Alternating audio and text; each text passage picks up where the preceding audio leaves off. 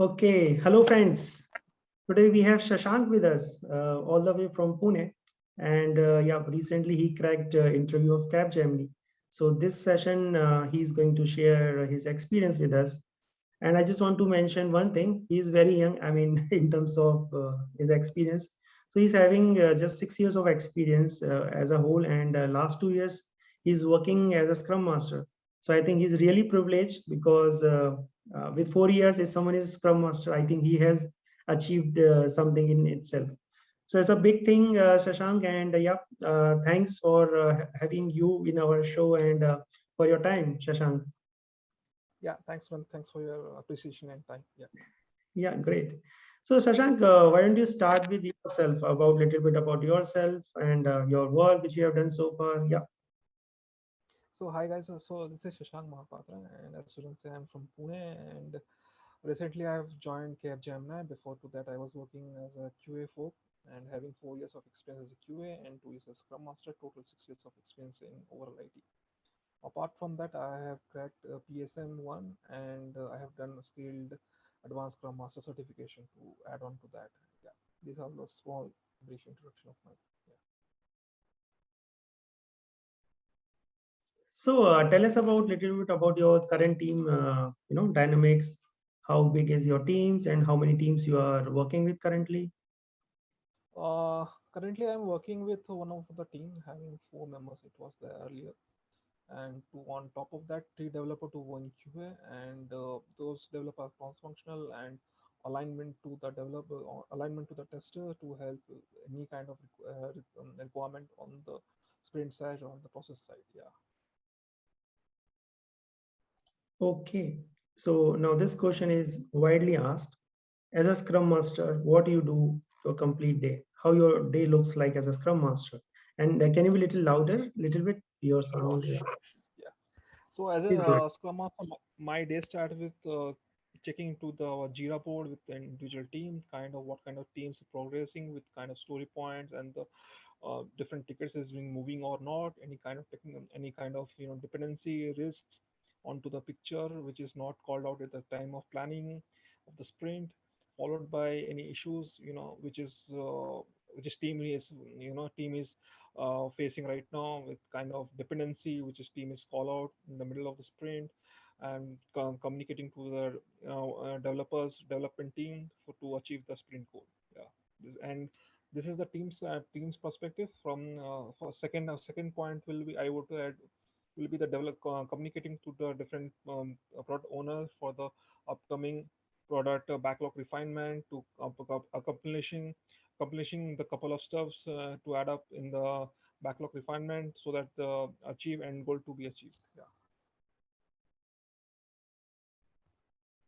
Okay, okay, good. And what do you think the role of a Scrum Master in a sprint planning meeting, So pre and basically, post? my yeah. So being a Scrum Master, my focus will be the team should good enough to pick the story, use story point as it used to create the use story from the invest criteria, which is used to create the use point. Try to showcase the to provide the technical risk and dependency altogether, and how they are going to address in the new feature, and who will be the person to to help those while going forward to the sprint, and how they can achieve, and from the scrum master perspective to add to add with the product owner to giving the final sign off before they start with their sprint. Yeah. Okay, okay, good.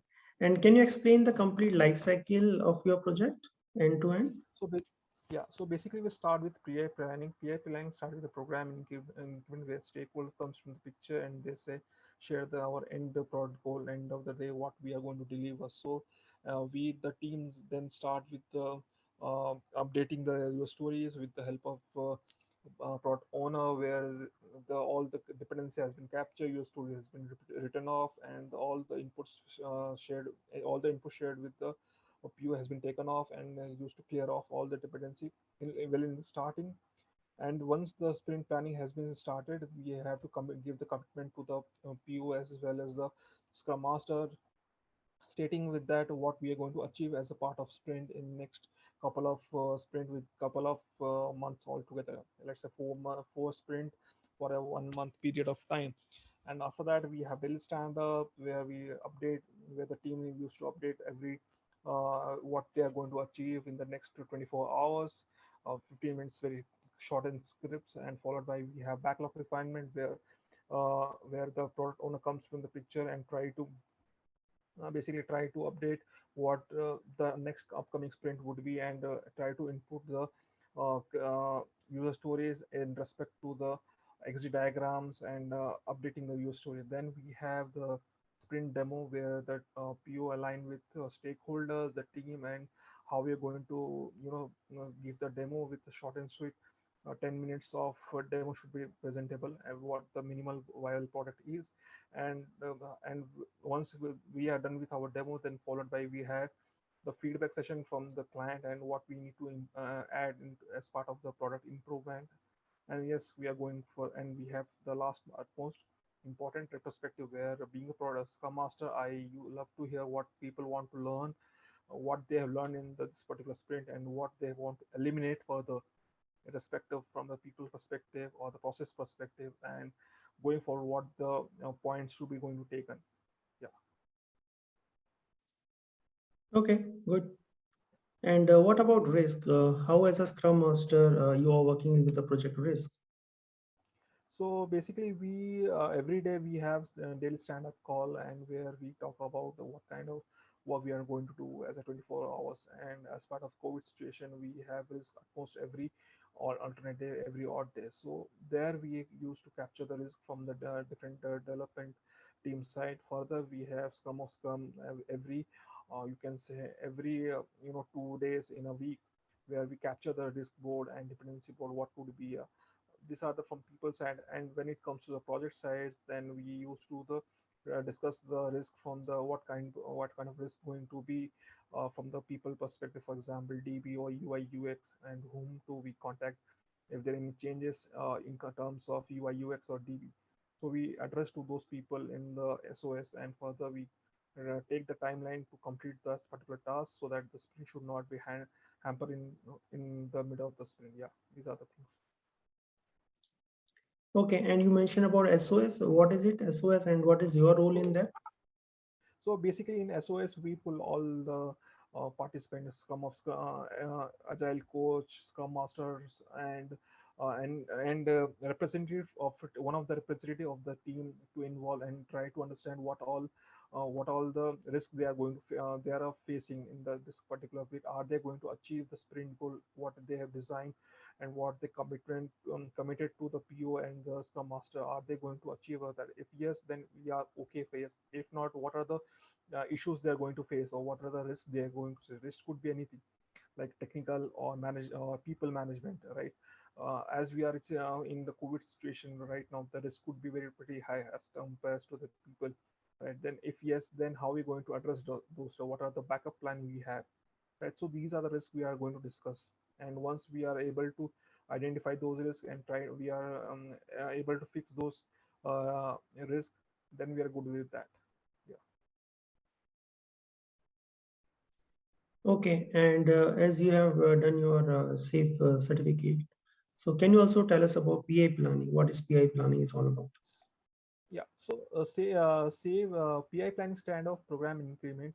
So program is a larger entity as compared to what we are seeing in the Scrum Master, where all the stakeholder we give the vision, what they want as a end product or byproduct, and what we have to achieve in the due course. With the help of product owner comes to the picture, and being a team, what we are going to achieve. So being a Scrum Master, being a Scrum Master, I will be aligned to the team and try to work with that and achieve that team in a phase by phase or sprint by sprint as a minimal.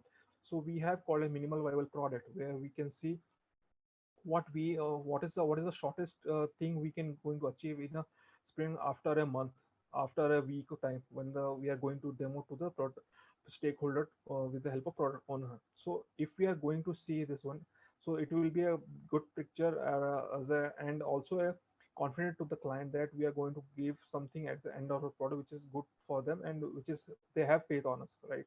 So PI planning stands for that, and program means it's a very large entity where all the stakeholders, your program executioner, your agile team, your technical team, your release train engineer, all comes to in the picture where the where we discuss how it's going to be addressed to the large mass and how we are going to achieve the business goals altogether.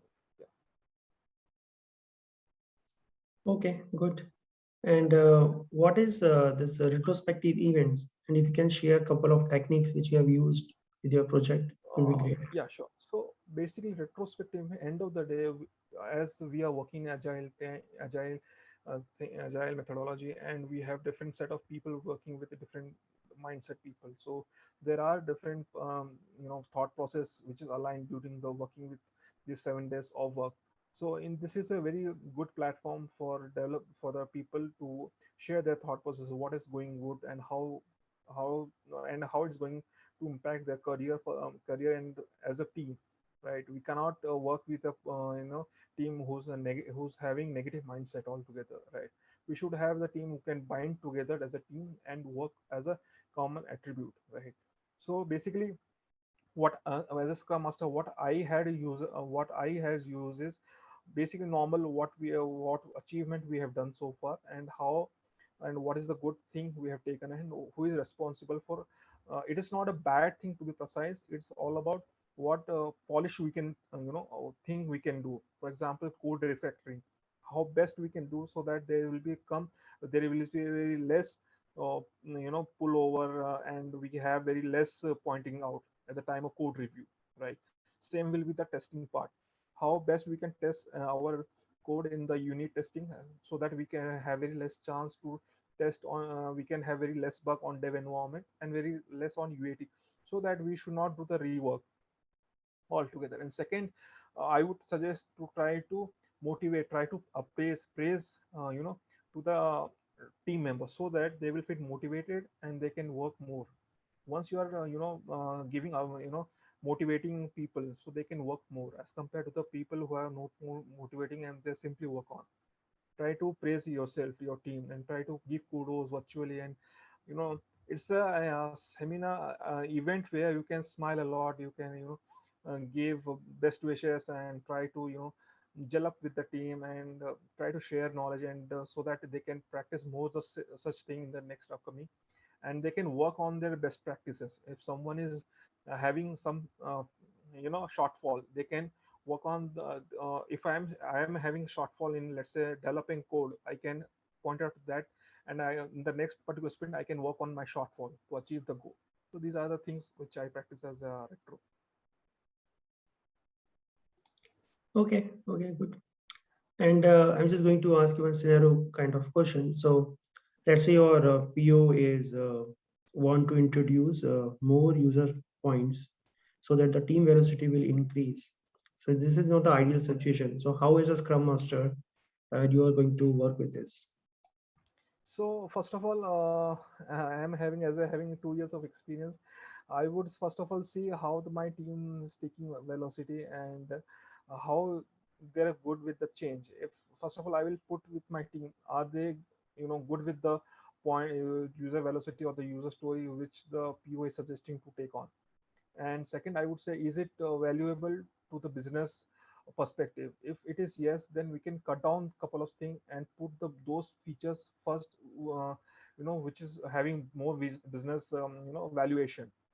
Okay, let the team decide what they want. If they're okay with that, in a one particular sprint, they can take it further. And second important, we cannot push to the team to doing a task. Let the team decide. Being a scrum master, our job will be to teach the team to become fearless. One of the attribute of a scrum master or scrum is to make the team fearless, that they can communicate to the PO that this is going to happen, and we are going to take this much of your show. Instead of fearing of anyone, be a scrum master or PO, the team should be very well enough educated, or you should say they should be courageous enough to take the points, that they can say that I am a good with this much point of use point, we can going with that, provided we have some business feature to deliver, we can accept that one. Not every time, but yes, when business come to picture, we have to bind to that. Okay, okay. And how you explain story points to your team? So story points is a uh, story point is comes when we have particular set of functionality to be delivered. It could be a less and it could be a high weightage. For example, it will work as a Fibonacci series like 0, 1, 3, 5, and 8. And maximum we can go with a 5 pointer where we have technical, we have risk, we have spike altogether where the dependency and the development task is more, followed by very 3 pointer where the work has to be done in the 2 working days, right? Again, it is a call of a developer team that how they are going to address the user story, along with the once the team is well versed that we are going to give this particular feature or user story as a 2 pointer, the team should have justified enough. The team should have justified themselves that if I'm giving 2 points to this particular user story, then why? So that they can answerable to the PO. If the PO say no, instead of 2 pointer, it should be a 1 pointer, and the PO is able to justify to the use to developer team, no, this is instead of two I'm giving one because of this thing, and it is a matter of 1 working day, you can able to fix that. Then they have to counter back to the PO, right? So the team has to take the call altogether, and being a scrum master, every point user story have their own functionality to develop. So it is a very small UI change, then definitely we will go with lower point. If it is more functionality feature to develop or cover, it has to be more. Yeah. Okay, okay. And do you heard this term spike? Yeah, spike is a unwanted, you cannot say unwanted, it's a stuff where which makes the development work of developer come huddle. For example, if the team doesn't know any feature to develop, or from the backend perspective, or from API, then we need to call it a spike, whether the team member doesn't know how to develop and to uh, put it into the business on their plate. So it's a spike, and for that we need to discuss with the PO, and we have to convince. For example, if the PO says this particular feature need to be taken in this plane sprint, and the development team member know it cannot be possible to put in to complete this feature, then we have to take it the next one. Then we have to justify why, along with the spike reason, along with the findings which we are going to come across with the justification why it is not going to happen, and with the all the findings. Yeah. Okay, okay. And what if your one of your senior guy is not joining your some events, for example, daily scrum calls or retrospective? So how you're going to work with this kind of situation? First of all we'll check what is the reason. Is the timing is not suitable for that, we try to reschedule with other folk, trying to reach out why it is happening. We'll monitor 1 or day 2, and try to teach them what is the value, what is the value is going to get the person going to earn in the time of learning all these kind of rituals. For example, if you're not going to attend retrospect meeting, right, then how we are going to know that what is the shortfall of the team, and what is the plus point of the team, right? So if you are joining the team, you will get you have better functionality grip of the team of the and people, you will be better understanding of the people, right? Same with, if you are not understanding, if you're not joining the demo, how will you know that what the team is capable of, what the team has created? At the same time, when you are not joining the team planning meeting, then what you will know that what is the technical issue that the team is going to face, or what is the people issue you're going to face, the people is going to face in the upcoming sprint, and who is there in the sprint or not. So rituals are meant, it is not a hard coded, it is not compulsory to attend, but if you are going to attend, it is make your journey smooth and crisp, and yeah, it is going to favor you a lot.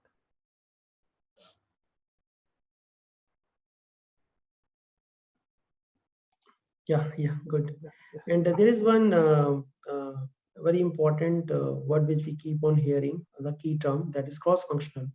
So how you, I mean, motivate your team to be cross-functional, or if you have any experience in that part? Okay, cross-functional means so every in a team of Scrum, every developer have their best of ability. For example, one guy from the front end, one from the database, another from the QA side, one of the guys from UI UX. So cross-functional is set of people having different technical skills and different mindset, right? So definitely, first it will be going to create some chaos within the team, within the mindset, and how they are going to work to the common goal or business goal altogether. So being a scrum master, my job will be to synchronize them in order to achieve the common goal. And yes, every team will be have pros and cons. Then we have to focus the pros, and if we have any cons, we will have to remove the issues in enough shorter, not only shorter, in a longer run, because we have to run the event in a longer time, right? If we keep on biting the nails for the shorter course, we can't go for the longer run. Okay, okay. And this one is a pretty different one. So what's the difference between a project manager and a scrum master according to you? Yeah, interesting. Yeah, so project management is a hierarchy, is a position where it will be, pushing from the top to bottom of that, and everywhere has to, fixed mind mentality, fixed mindset that we have to give the delivery with access kind of date without any disturbing the hierarchy, without disturbing the without knowing what kind of issues the team is going, forget issues, technical issue, risk based technical management kind of everything. And whereas the comes under the scrum, short and simple, flexible, team motivates, and team is self enabled to find out the risk and to try to approach to the person to whom we should communicate, try to remove the issues. And uh, you don't have the authority, you don't have anything, you simply log in the person. I have found the issue, trying to fix this out, please help me out, so that we can achieve my sprint goal. Whereas project manager is a person or authority, you can say, where everything is self-controlled, whereas Scrum is a centralized. Everyone can access whatever the things he wants for to achieve the goal. But project manager is self-centered, and he is the authority to do each and every stuff without knowing what the team is going, what kind of help the team needed, and going in a long run what is to be achieved, right? Whereas in Scrum we have short and simple team, and we are every day we are giving some, every weekend, every sprint we are giving some viable product to achieve to the stakeholder, that he believes that end of the day my team is going to achieve what I want, what I visioned for the period of 1 month, and the thing. Yeah. Okay, yeah, Shashank, I think we are done with all the questions. So I have only one request to all the viewers who are watching this video, that our intention of this session is to focus on the question part, and please personalize your answers. It's not like, because if Shashank is telling something, always just personalize your stuff. Just take the inputs from our videos and then always put your own experience into that, because then only you will flourish in the interview, because there might be a lot of follow-up questions which we have not taken in this mock session, but in actual interview obviously you will have a lot of follow-up questions as well in those answers, right? So always personalize your stuff. So that's the only last input I want to say. And thanks a lot, Shashank, and all the best for your new job. Thanks, man. Thanks a lot. Cheers.